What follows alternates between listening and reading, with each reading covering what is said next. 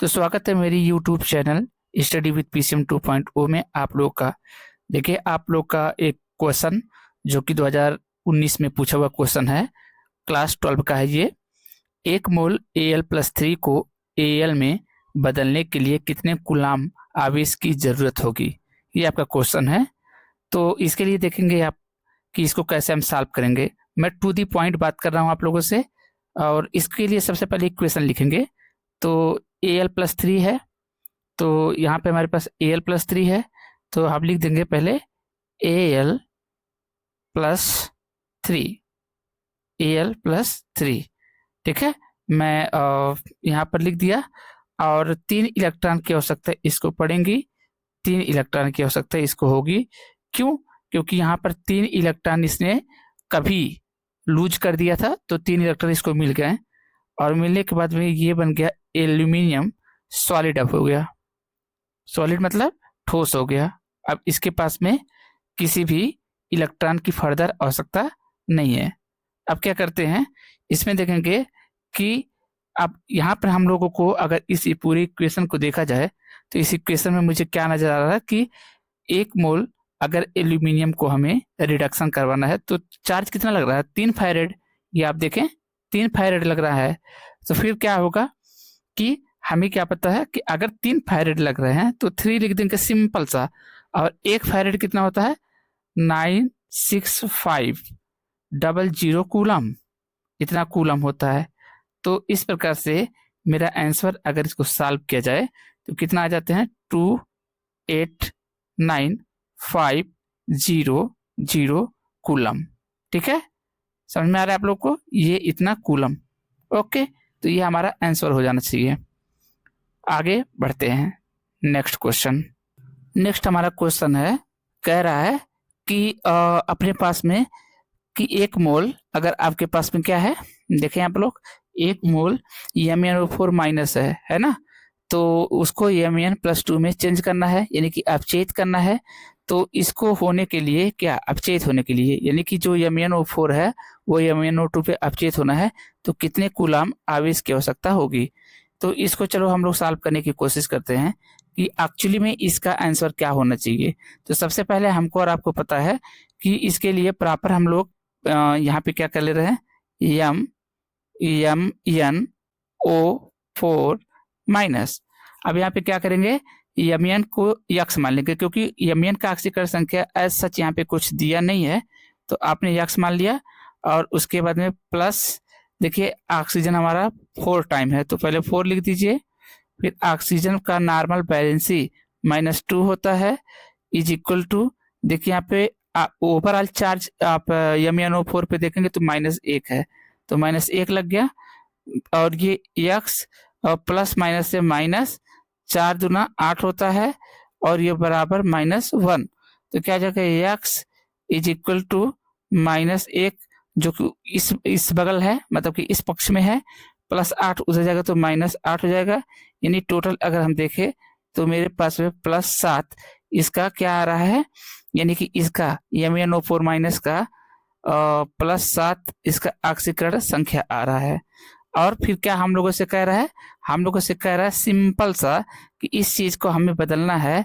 और किसमें बदलना है बेटा, देखो Mn यहाँ पे लिखा है Mn, और यहाँ पे लिखा है 2+। का मतलब यहाँ पर देखिए कितना है, आप लोग बहुत गौर से देखिए, रुकिए मैं आप लोगों को इसको दिखाने की कोशिश कर रहा हूँ, आप लोग देखेंगे तो अच्छा होगा आप लोगों के लिए। देखिए ये आपका +7 है, और यहाँ पर आपके पास में +2 है, तो आप +7 और +2 यानी कि कितने डिजिट का, कितने अंक का अंतर दिख रहा है, यानी कि 5 2 7 होता है ना।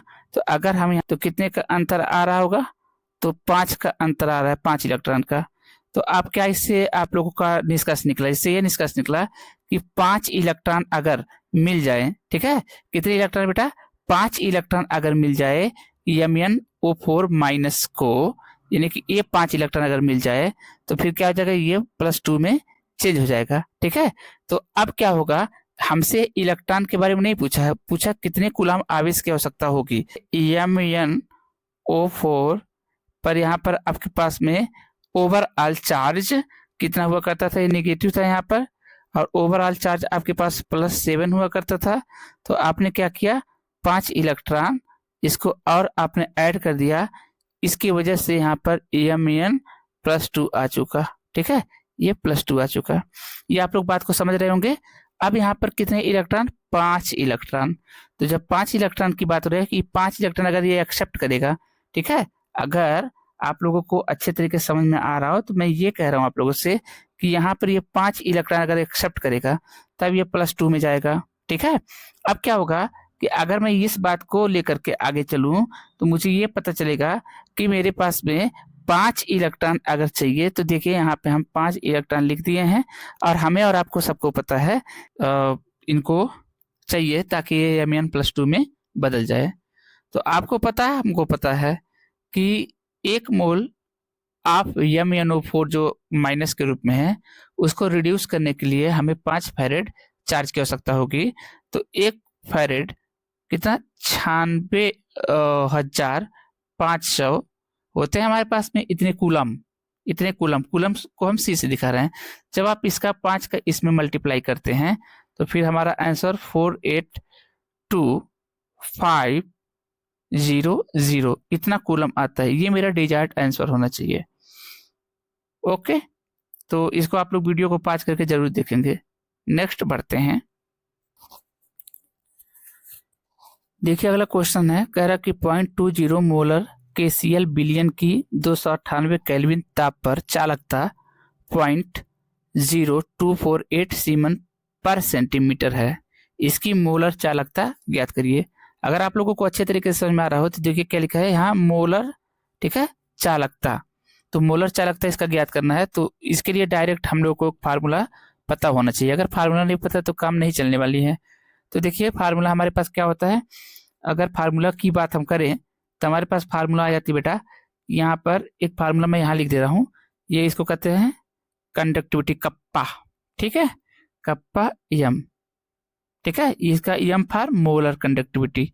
क्या फार्मूला होता है इसका? इसका डायरेक्ट फार्मूला है K, okay, into 1000, okay, upon C, where C is concentration.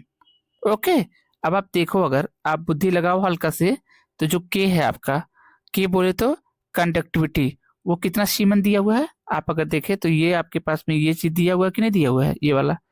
तो K की जगह पे हम लिख दें, क्योंकि K फॉर यहाँ K जो आप कह रहे हो, देखिए ये जो K आप कह रहे हैं ये क्या है एक्चुअली, ये आपकी चालकता ही तो है।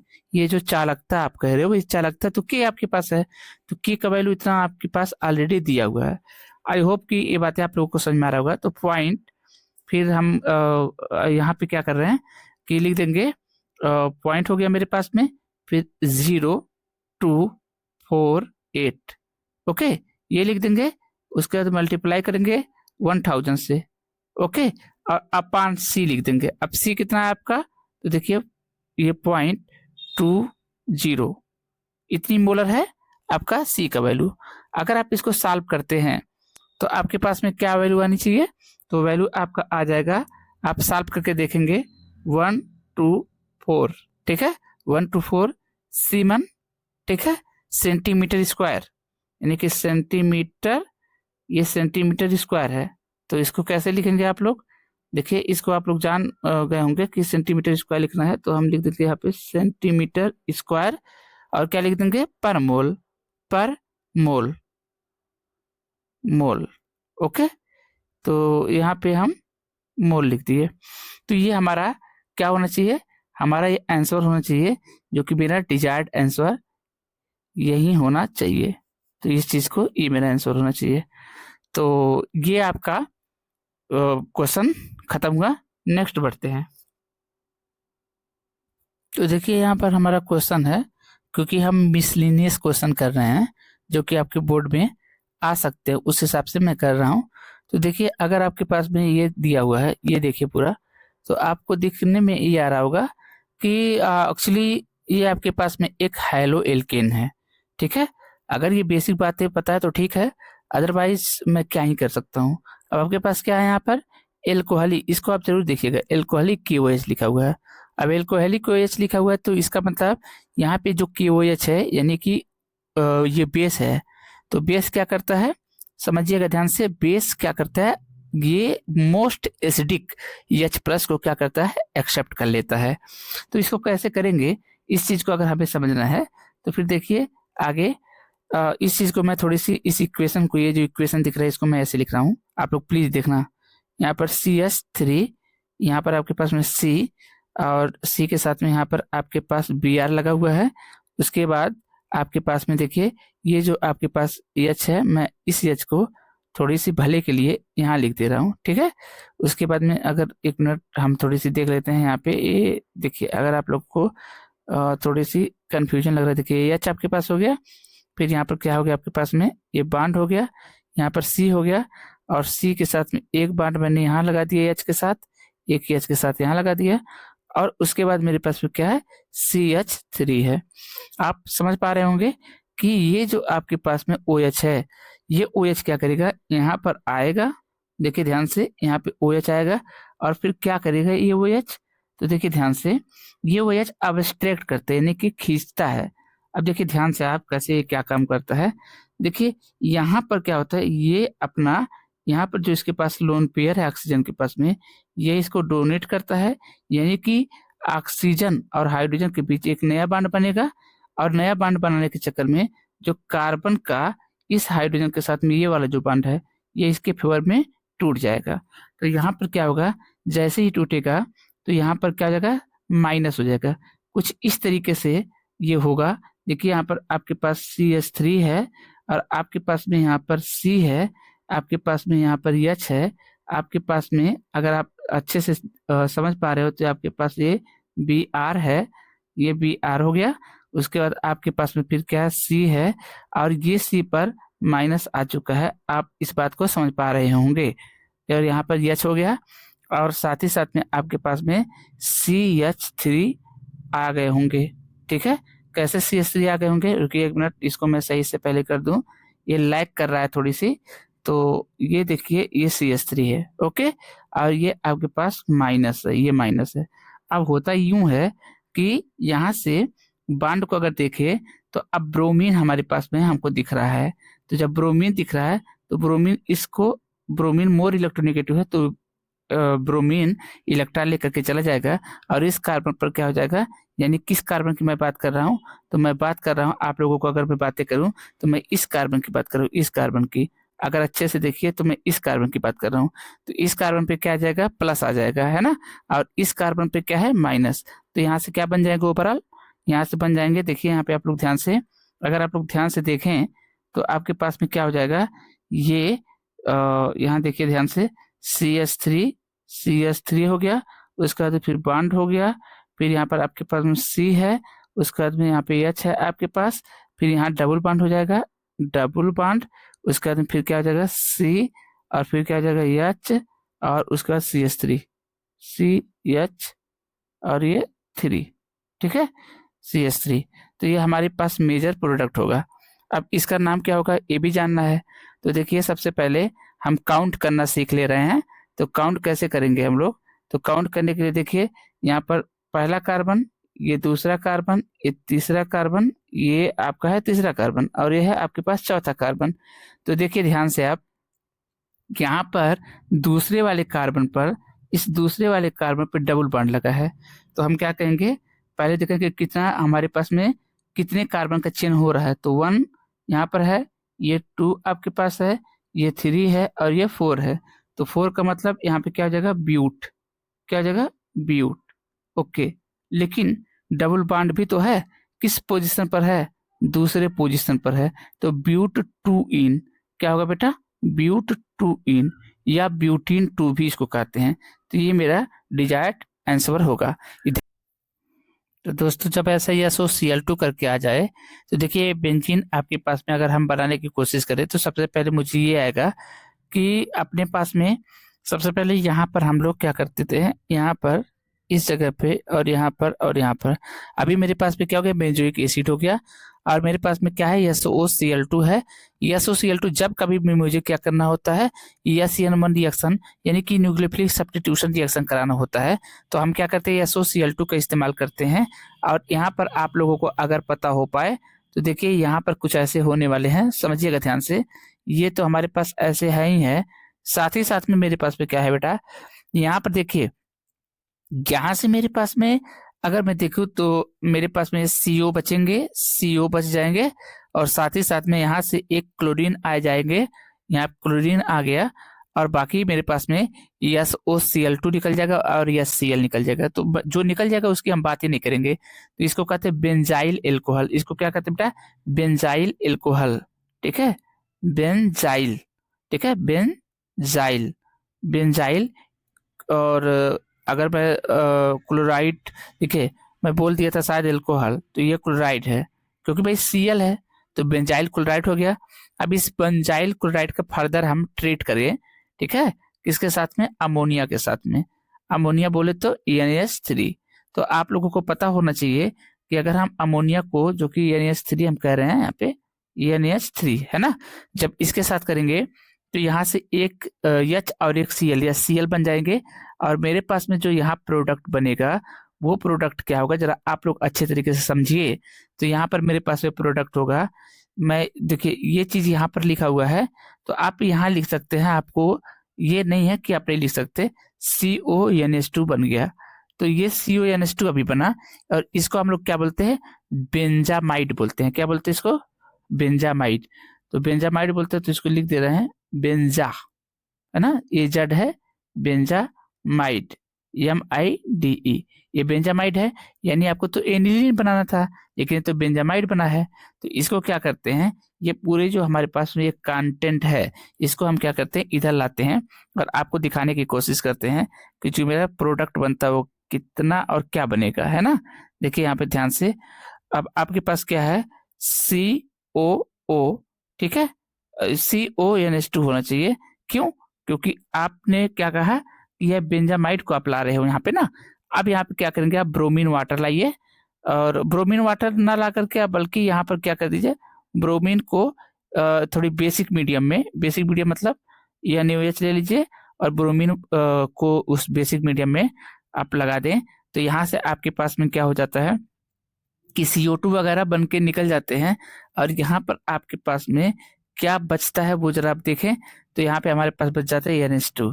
क्या बच जाता है, NH2, एनिलीन बन जाता है ना। तो ये हमारे पास में एक फेमस रिएक्शन मिल गया, जो कि आपको पूछता है, और ये 2018 में आया हुआ क्वेश्चन है। तो देखिए ये सब वो क्वेश्चन पे करा रहा हूँ जिसमें थोड़ी सी मुझे संदेह है कि वो आ सकता है। तो वीडियो को पॉज करके आप देखते रहें। ये मिसलिनियस कोर्स चल रहा है, जो कि केमिस्ट्री का मिसलिनियस बोले तो उसी में से आपका कभी इस चैप्टर से उस चैप्टर से, क्योंकि आप जानते हो एग्जाम में किसी एक पार्टिकुलर चैप्टर से नहीं आता है, तो इसलिए उसी को ध्यान में रखते हुए मैं इस चीज को करा रहा हूँ। तो आगे बढ़ते हैं। हमारे पास में ये अनसिमेट्रिकल एल्कीन दिया हुआ है, और ब्रोमीन वाटर के साथ में इसका रिएक्शन एक बोल रहा है कि हमको कराना है। तो अगर ब्रोमीन वाटर अनसिमेट्रिकल, देखिए आप सबसे पहले चीजों को समझने की कोशिश करिए। जो मैं कह रहा हूँ, अगर आपको शुरू से भी नहीं समझ में आ रहा है, तो आप लोग जो मैं कह रहा हूँ उतना आप लोग ध्यान रखिए। देखिए यहाँ पर क्या है, ये आपके पास में एज अनसिमेट्रिकल असममित एल्कीन है, डबल बॉन्ड है तो एल्कीन है। अब असममित एल्कीन है और कहीं पे ब्रोमीन वाटर दे दिया रहे, देखिए ब्रोमीन है, AH2O बोले तो वाटर है। अगर ऐसा हो रहा है हमारे साथ में, तो हम क्या करते हैं, इसको कैसे सॉल्व करेंगे उसको, उस पर ध्यान देते हैं हम लोग। तो देखिए यहाँ पे सिंपल से मेरे पास क्या है कि यहाँ पे मेरे पास भी ये बांड टूटेंगे, है ना, ये बांड क्लीवेज हो जाएंगे, ये बांड टूट जाएंगे, ये बांड टूटेंगे, और टूटने के बाद में एक वैलेंसी यहाँ फ्री होंगे इस कार्बन पर, और एक वैलेंसी यहाँ पे फ्री होंगे। कैसे, वो यहाँ पे आप देखिए कुछ ऐसी चीजें हैं। देखिए यहाँ पे CH3 है, CH है, तो आप CH लगा दीजिए। उसके बाद में फिर यहाँ पे ब्रोमीन आपके पास Br2 है, तो एक Br यहाँ लगा दीजिए, ठीक है, क्योंकि बैलेंसी इसका खाली हो चुका है C, और ये CH3 है, यहाँ भी आपके पास में CH3 है, और आपके पास में देखिए क्या बचा हुआ है। तो आपके पास में यहाँ पे 3 ही बैलेंस हुआ है, तो एक Br यहाँ पे बचा हुआ है ना। तो ये आपके पास में कलरलेस कंपाउंड बनेगा, जो भी बनेगा कलरलेस, ठीक है, कलरलेस बनेगा। तो इस प्रकार से ये आपके पास एसिमेट्रिकल अगर एल्कीन है और ब्रोमीन वाटर के साथ में रिएक्शन कह रहा करने के लिए, तो हमारे पास में ये आपके पास में एडक्ट बनेंगे।